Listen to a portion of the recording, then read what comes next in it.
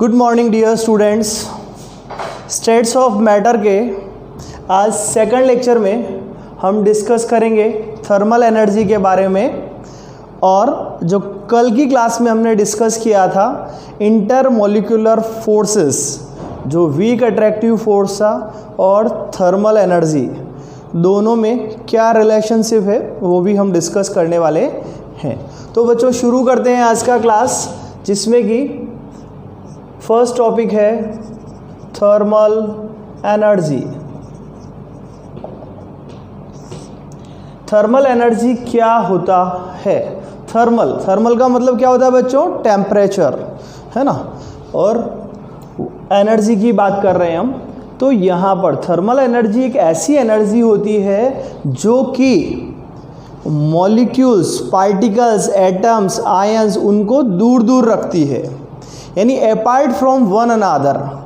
जैसे intermolecular attraction force दूरियां कम करता है, वैसे ही थर्मल एनर्जी जो मॉलिक्यूल्स है, एटम्स है, उनको apart from one another. This is the main concept of this thermal energy, कि थर्मल एनर्जी की वजह से एटम, पार्टिकल, मॉलिक्यूल्स जो है वो आपस में एक दूसरे से दूर रहते हैं, apart from one another. Thermal energy जो है, thermal energy is directly proportional with temperature. आप टेम्परेचर बढ़ाओगे थर्मल एनर्जी बढ़ जाएगी, टेम्परेचर घटाओगे थर्मल एनर्जी घट जाएगी, यानी कि टेम्परेचर के साथ इसका डायरेक्टली रिलेशन है। अब हमारा नेक्स्ट पॉइंट आता है intermolecular attraction forces. Intermolecular attraction forces versus thermal energy. देखिए बच्चों, यहाँ पर intermolecular attraction force and thermal energy के बीच हमें डिस्कशन करना है कि इंटरमोलिकुलर अट्रैक्शन फोर्स में हमने डिस्कस किया था वीक अट्रैक्टिव फोर्सेस, और वो वीक अट्रैक्टिव फोर्सेस कौन कौन से थे? Dispersion force, London force, dipole forces, dipole induced dipole forces and hydrogen bonding. ये इंटरमोलिकुलर अट्रैक्शन फोर्स क्या करते हैं? दूरियों को कम करते हैं, यानी कि एटम, आयंस, मॉलिक्यूल्स को आपस में एक दूसरे के साथ जोड़ते हैं। जबकि थर्मल एनर्जी क्या करता है? ये दूरियां बढ़ाते हैं, ये दूरियां बढ़ जाती है इसमें से, है ना। तो इसका काम होता है अपार्ट फ्रॉम वन अनदर, इसका काम होता है एक दूसरे को पास में लाना। तो कोई भी सब्सटेंस, चाहे वो गैसियस स्टेट में है, सॉलिड में है, फिजिकल में है, सॉलिड में है या लिक्विड में है, उन सभी में इनका इम्पोर्टेंट रोल होता है। इनका एक प्रॉपर एडजस्टमेंट होता है, तभी सब्सटेंस स्टेबल होता है। बट उसमें दोनों में से किसका डोमिनेंसी है, उसके हिसाब से उसका फिजिकल स्टेट डिसाइड होता है। जैसे कि आप सिंपल सी बात करें कि यहाँ पर गैस, लिक्विड एंड सॉलिड, यानी गैस से लिक्विड, लिक्विड से सॉलिड की तरफ जा रहा है, तो हमें पता है यहाँ पर प्रीडोमिनेंट कौन है? प्रीडोमिनेंसी किसकी है? प्रीडोमिनेंसी किसकी है यहाँ पर? इंटरमोलिकुलर फोर्सेस की। इंटरमोलिकुलर फोर्सेस प्रीडोमिनेंट है, क्योंकि बच्चों यहाँ जो सॉलिड है ना, सॉलिड के मॉलिक्यूल्स बहुत पास पास होंगे। जब मॉलिक्यूल बहुत पास पास होंगे तो उसका रीज़न क्या है? इंटरमोलिकुलर अट्रैक्शन फोर्स ज़्यादा होगा, दूरियां कम होगी। तो ये प्रीडोमिनेंट है यहाँ पर इंटरमोलिकुलर फोर्सेस, इसीलिए गैस से सॉलिड की तरफ जा रहे। अगर उल्टी बात करें तो कि सॉलिड से लिक्विड, लिक्विड टू गैस, तो यहाँ पर क्या है? प्रीडोमिनेंट कौन होगा? प्रीडोमिनेंसी किसकी होगी? थर्मल एनर्जी की, थर्मल पावर की, क्योंकि थर्मल एनर्जी जो है प्रीडोमिनेंट है। उसकी वजह से सॉलिड से लिक्विड, लिक्विड से गैस जा रहा है, क्योंकि गैसेस के पार्टिकल्स, मॉलिक्यूल्स बहुत दूर दूर होते हैं। The reason is that the predominancy of thermal energy. बहुत सिंपल सी बात है, घर पे भी जैसे है ना, फादर और मदर दोनों में से किसी एक का डोमिनेंसी होता है तो हमें उसके अकॉर्डिंग चलना पड़ता है। ऐसा ही कॉन्सेप्ट यहाँ पर है। अगर इंटरमोलिकुलर फोर्सेस जो कि अट्रैक्शन फोर्सेस है, अगर वो प्रीडोमिनेंट है तो गैस से सॉलिड की तरफ जाएंगे, राइट। अगर आपका थर्मल एनर्जी जो है वो प्रीडोमिनेंट है तो सॉलिड से गैस की तरफ मूव करेंगे। क्लियर है बच्चों? तो ये एक छोटा सा इंटररिएक्शन था intermolecular forces and thermal energy के बीच में। क्लियर है? नेक्स्ट हम बात करेंगे they are the different gases लो। इंपॉर्टेंट टॉपिक शुरू हो रहा है अब। गैसियस स्टेट की बात करेंगे हम।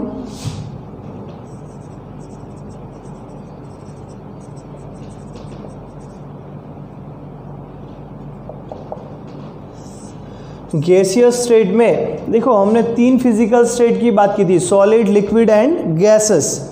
आज हम उसमें जो गैसेस की बात करेंगे कि गैसेस में हमारे पीरियोडिक टेबल में अगर बात करेंगे तो कौन कौन सी गैसेस है। They are total 11 gases. 11 gases वो कौन कौन सी है? जैसे हाइड्रोजन है, ऑक्सीजन है, नाइट्रोजन है, फ्लोरीन है ना। उसके बाद क्लोरीन है, नेक्स्ट हीलियम है, नियोन है, आर्गन है, क्रिप्टॉन, जीजॉन एंड रेडॉन, है ना। तो ये आपके पास टोटल 11 गैसेस हो गई। Hydrogen, oxygen, nitrogen, fluorine, chlorine and helium, neon, argon, krypton, xenon and radon, है ना। ये तो पूरा आपका 18 ग्रुप आ गया, राइट। ये सारी की सारी गैसियस फॉर्म में स्टेबल होती है आपके पीरियोडिक टेबल में। अब देखो, गैसेस की कुछ प्रॉपर्टीज़ होती है बच्चों। वो प्रॉपर्टीज़ क्या होती है, कुछ प्रॉपर्टीज़ डिस्कस कर लेते हैं गैसेस की। देखो, सबसे पहली बात कि हमने देखा था कि गैसेस का जो है वॉल्यूम हमेशा फिक्स्ड होता है, बट उनका साइज एंड शेप जो है, यानी कि शेप जो है वो अकॉर्डिंग टू कंटेनर होता है। मैंने बताया था ना आपको एग्जाम्पल प्रीवियस क्लास में कि यहाँ पर शेप किसके ऊपर डिपेंड कर रहा है? कंटेनर के ऊपर।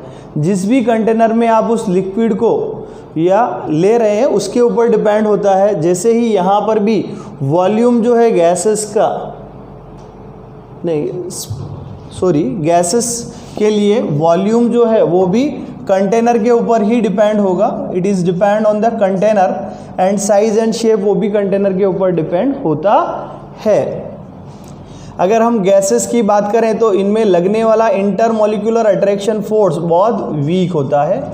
इंटरमोलिकुलर अट्रैक्शन फोर्स बहुत वीक होता है। उसका रीज़न क्या है? इंटरमोलिकुलर डिस्टेंस जो है वो सबसे ज़्यादा होगा, ये मच होगा, मोर होगा, राइट। यहाँ पर क्योंकि गैसेस के पार्टिकल्स एक दूसरे से बहुत दूर दूर रहते हैं। और बच्चों, सिंपल सा कॉन्सेप्ट है, जब दूरियाँ ज़्यादा होती है तो अट्रैक्शन कम होता है। ये गैसेस में जो प्रेशर है ना वो सारी डायरेक्शन में इक्वली लगता है, यानी exert pressure equal in all direction. Exert pressure equal in all directions, right. And इनमें कंप्रेसिबिलिटी की प्रॉपर्टी होती है। कंप्रेसिबिलिटी की प्रॉपर्टी होती है, आप गैसेस को कंप्रेस कर सकते हैं, कंप्रेसिबिलिटी की प्रॉपर्टी होती है। और इनका जो डेंसिटी होता है ना, density of gases is less in comparison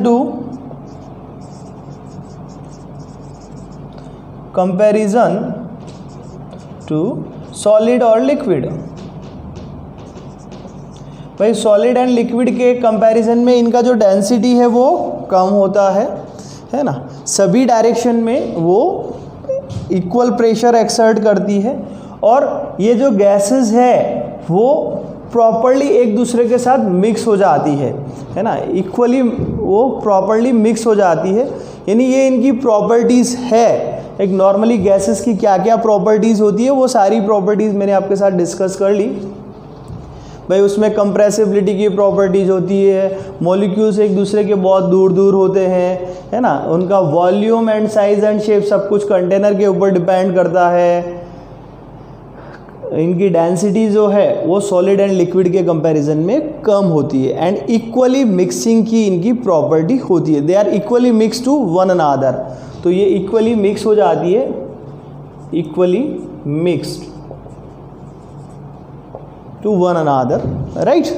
तो बच्चों ये प्रॉपर्टीज़ आप नोट डाउन कर लीजिए। अब इसके बाद हम गैसेस लॉ शुरू करते हैं, तो एक बार नोट डाउन कर लीजिए आप यहाँ तक।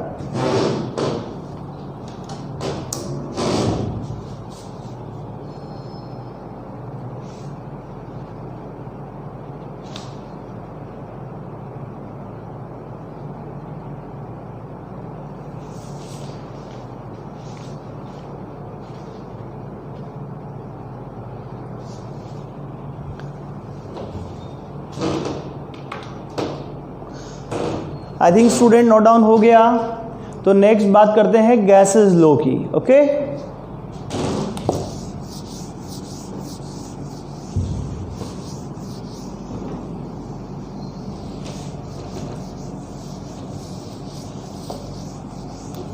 बच्चों गैसेस लॉ में हम बहुत सारे लॉ यहाँ पढ़ने वाले हैं, जिनमें बात करेंगे हम बॉयल्स लॉ की, चार्ल्स लॉ की, Boyle's, Charles, Gay Lussac, Avogadro and combined gas equation and ideal gas equation की। शुरुआत करते हैं हम बॉयल्स लॉ से। बॉयल्स का लॉ क्या है वो डिस्कस कर लेते हैं। बॉयल्स लॉ ये कहाँ पर होगा? Eight constant temperature and number of मोल भी कांस्टेंट होंगे। यानी कांस्टेंट क्या होगा? Temperature and number of moles. देखो एक साइंटिस्ट था बॉयल्स ने सबसे पहले एक गैसेस लॉ दिया। वो गैसेस लॉ क्या है? Eight constant temperature and number of moles of gas is constant, उस टाइम पर जो प्रेशर और वॉल्यूम जो होते हैं वो एक दूसरे के इन्वर्सली प्रोपोर्शनल होते हैं। The pressure is inversely proportional to its volume at constant temperature and if the amount of gaseous substance is constant. यानी कि आपका temperature and number of mole constant है, तब प्रेशर और वॉल्यूम दोनों एक दूसरे के इन्वर्सली प्रोपोर्शनल होंगे। ये किसका लॉ है बच्चों?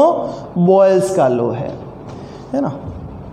अकॉर्डिंग टू बॉयल्स, अब यहाँ पर प्रोपोर्शनलिटी कांस्टेंट को हटाना है तो आप क्या करोगे? एक कांस्टेंट लगाओगे, तो इक्वल टू हमने कांस्टेंट लगा दिया K1 1/V, बस क्रॉस करके ले जाएंगे आप, PV इक्वल्स टू K1 कर लिया आपने, राइट। तो ये P मतलब प्रेशर है, V मतलब वॉल्यूम है और K1 क्या है? यहाँ पर कांस्टेंट है। अगर बच्चों एक ही गैस के लिए बात कर रहे हैं तब तो ये ठीक है। If they are the two different gases तो उनके प्रेशर भी अलग अलग होंगे और उनके वॉल्यूम भी अलग अलग होंगे। अगर टू गैसेस के लिए बात करेंगे तो फॉर्मूला कैसा हो जाएगा? P1V1 equals to P2V2। Simple सा फॉर्मूला है, यहाँ से क्वेश्चन आता है ना, बहुत सिंपल सा है। 4 वेरिएबल्स है, 3 वेरिएबल्स की वैल्यू आपको दी गई होगी and 4th one you have to calculate. Clear है बच्चों? अब यहाँ पर जो according to Boyle's law pressure और वॉल्यूम का जो ग्राफ होगा वो कैसा होगा, तो इसका कुछ ग्राफिकल प्रेजेंटेशन देखते हैं, जिसमें बॉयल्स लॉ में यहाँ एक्स एक्सिस पर आपका है वॉल्यूम और वॉल्यूम का यूनिट है decimetre cube, and Y axis पे आप बात कर रहे हैं प्रेशर की, एंड प्रेशर का यूनिट है आपका यहाँ पर बार, राइट। तो उसका ग्राफ कैसे आएगा? तो उसका ग्राफ जस्ट लाइक दैट, ऐसे कर्व में आएगा। ये temperature 200 kelvin, 400 kelvin and 600 kelvin. भाई अगर टेम्परेचर वेरिएट होगा तो इस तरह से वेरिएट होगा। ये प्रेशर और वॉल्यूम का ग्राफ है। अगर इसी ग्राफ को अगर आपको प्रेशर एंड 1 by वॉल्यूम बनाना हो तो कैसा ग्राफ आएगा आप देख सकते हैं। यहाँ पर यहाँ x एक्सिस पे 1 by v और y एक्सिस पे वही प्रेशर, तो प्रेशर का यूनिट वही बार और इसका डेसीमीटर क्यूब। तो इसका ग्राफ कैसे आएगा, तो इसके ग्राफ में आप देखेंगे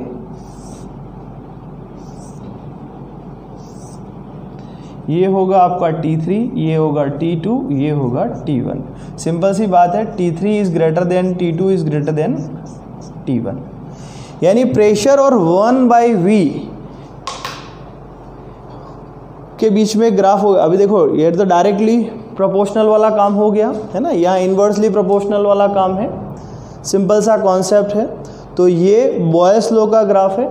हाँ, इसमें एक और चीज़ है, अगर हम एक आइसोथर्मल कर्व की बात करते हैं, क्योंकि हम बात कर रहे हैं टेम्परेचर कांस्टेंट है, तो बच्चों एक ग्राफ और बना सकते हैं जो एनसीईआरटी में नहीं है ना, तो आपको इसको भी नोट डाउन कर लेना है।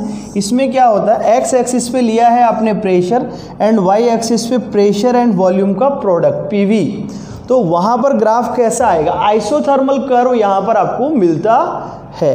वो आइसोथर्मल कर्व कैसा होगा बच्चों, जैसे है ना यहाँ पर ऐसा आएगा आइसोथर्मल कर्व। यहाँ पर जो भी पार्टिकल्स होंगे गैसेस के उनका टेम्परेचर एक जैसा होगा T1, यहाँ पर जो भी पार्टिकल होंगे गैसेस के उनका टेम्परेचर होगा T2, यहाँ पर जो भी पार्टिकल होंगे गैसेस के उनका टेम्परेचर होगा T3।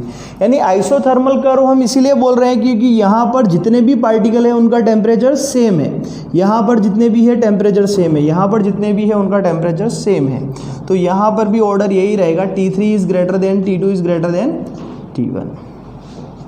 बहुत सिंपल से ग्राफ है, समझ में आ जाएंगे। जब भी आपको एग्जाम में बॉयस लॉ आएगा तो आपको ये ग्राफिकल प्रेजेंटेशन समझाना है, और कंडीशन यही है, ग्राफ हमेशा पेंसिल से ही बनाना है आपको। क्लियर है बच्चों।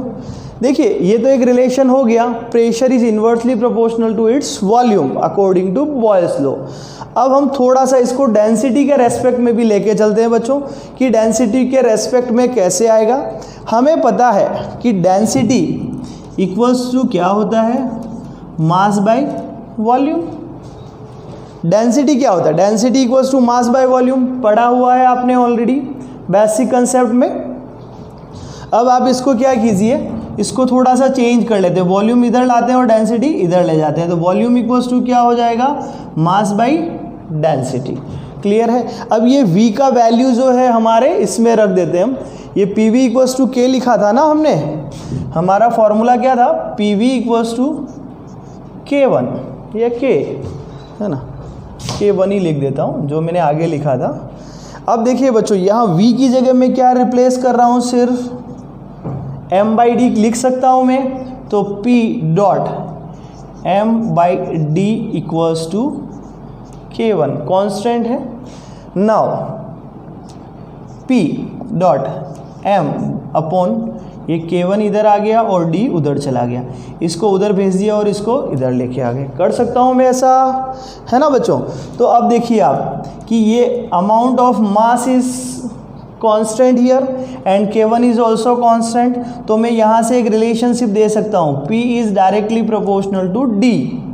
P और D जो है वो एक दूसरे के डायरेक्टली प्रोपोर्शनल है। इससे एक फॉर्मूला आ जाएगा बच्चों, P1 upon P2 equals to D1 upon D2। P1 क्या है, इनिशियल प्रेशर, ये एक गैस का प्रेशर है, P2 दूसरी गैस का प्रेशर है, ये पहले का डेंसिटी और ये दूसरे का डेंसिटी है। तो यहाँ पर हम डेंसिटी और प्रेशर में भी रिलेशनशिप दे सकते हैं, किससे, बॉयल्स लॉ से। तो आप एक बार बॉयल्स लॉ पूरा नोट डाउन कर लीजिए, है ना। इसके बाद इस पर बेस्ड एक एग्जाम्पल आपको करवाता हूँ जो कि आपके एनसीईआरटी में दिया गया है। तो फर्स्ट आप अच्छे से नोट डाउन कर लीजिए इसको।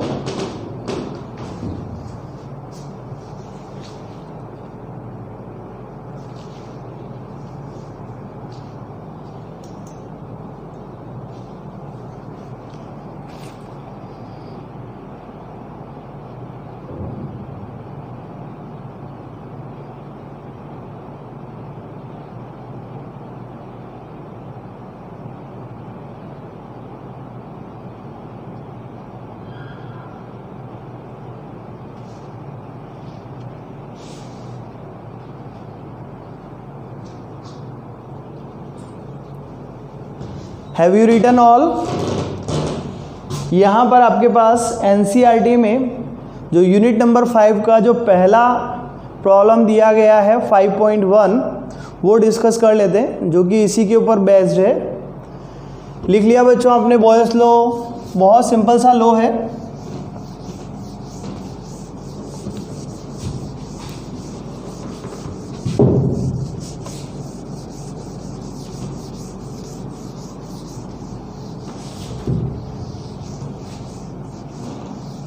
इसी फॉर्मूले पर बेस्ड है, इसीलिए मैंने फॉर्मूला रहने दिया सिर्फ यहाँ पर। पहले मैं क्वेश्चन लिख देता हूँ आपके पास यहाँ पर। ये 5.1 नंबर का जो प्रॉब्लम है वो लिख रहा हूँ। क्या है question? A balloon is fielded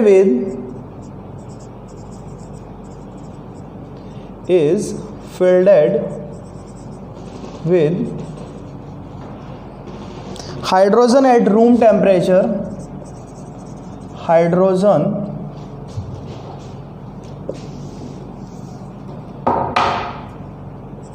at room temperature, it will burst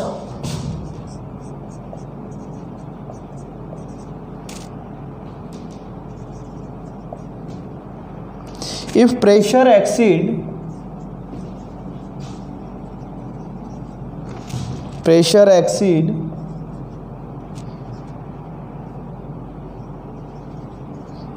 0.2 bar. If at 1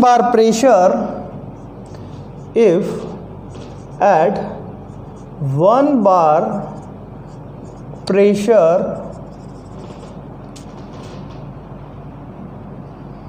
the gas occupies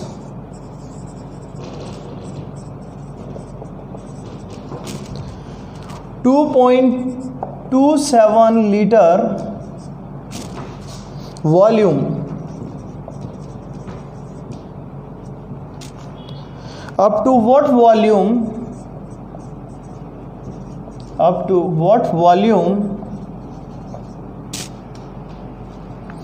can the balloon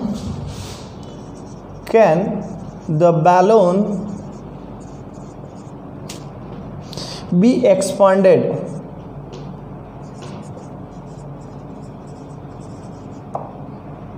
वो आपको क्वेश्चन में पूछा गया, यानी आपको वॉल्यूम बताना है कि कितना वॉल्यूम आप उसमें फिलअप कर सकते हैं ताकि वो आपका गुब्बारा जो है वो पूरा फूल जाए, बस्ट नहीं हो, है ना। जो वॉल्यूम से कम वॉल्यूम तक ही आपको रखना पड़ेगा, नहीं तो वो बस्ट हो जाएगा उस पर्टिकुलर वॉल्यूम पर। तो सिंपल सा क्वेश्चन है, आपको क्या देखना है, एक वॉल्यूम आपको दिया गया है, इनिशियल प्रेशर कितना है 0.2 एंड फाइनल कितना है 1 बार, राइट। दो प्रेशर है, एक वॉल्यूम है, then you have to applied, आपको क्या करना है अकॉर्डिंग टू बॉयस लॉ